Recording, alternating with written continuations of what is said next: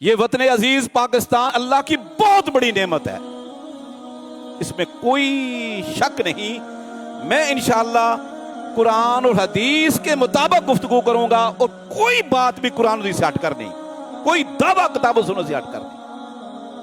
اللہ نے بنی اسرائیل کو جو آزادی دی تھی نا، اللہ نے بطور احسان بنی اسرائیل کو یاد کروایا۔ وَاذْكُرُوا، اے بنی اسرائیل یاد کرو، یاد کرو۔ وَاذْكُرُوا، جب فرعون اور اس کا لاؤ لشکر يُذَبِّحُونَ أَبْنَاءَكُمْ وَيَسْتَحْيُونَ نِسَاءَكُمْ، آپ کے بچوں کو وہ قتل کرتے تھے، ذبح کرتے تھے، ٹکڑے ٹکڑے کرتے تھے، آپ کی بچیوں کو وہ زندہ رکھتے تھے اپنی خدمت کے لیے۔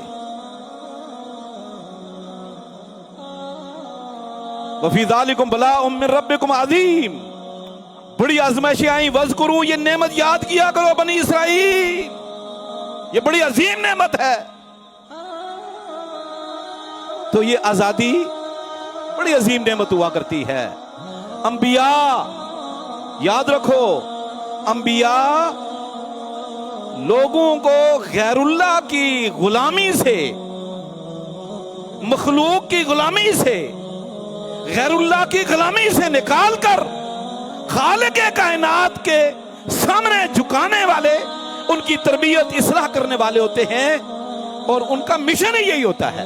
آپ اس کی تفصیل پڑھ لو، سورہ اعراف 8-9 ذمہ داری اللہ نے اپنے نبی کی بیان کی ہے۔ مشن ہے، یہ مشن نبوی ہے، منہج نبوی ہے، النبی الامی۔ اور آگے اللہ رب العزت نے یہ بیان فرمائے ان کی ڈیوٹیاں، اللہ کے نبی صلی اللہ علیہ وسلم ذمہ داریاں۔ یعلمہم الکتاب والحکمہ، تزکیہ اور تربیت اقوام کی، اور اقوام کو غلامی سے نکال کر آزادی کی طرف لانا، رب سے ان کا تعلق جوڑنا، باعزت طریقے سے زندگی گزارنے کا ڈھنگ سکھانا، یہ انبیاء کا مشن ہوا کرتا ہے۔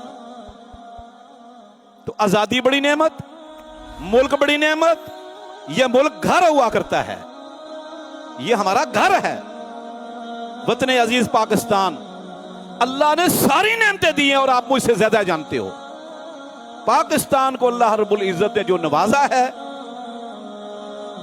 افرادی قوت آپ دیکھ لیں ملک کے اندر کتنی ہے، ذہین لوگ ہیں، اور معاشی فراوانیاں ہیں، دریا ہیں، سمندر ہیں، پہاڑ ہیں، میدان ہیں، کھیت کھلیان ہیں، بے شمار نعمتیں ہیں۔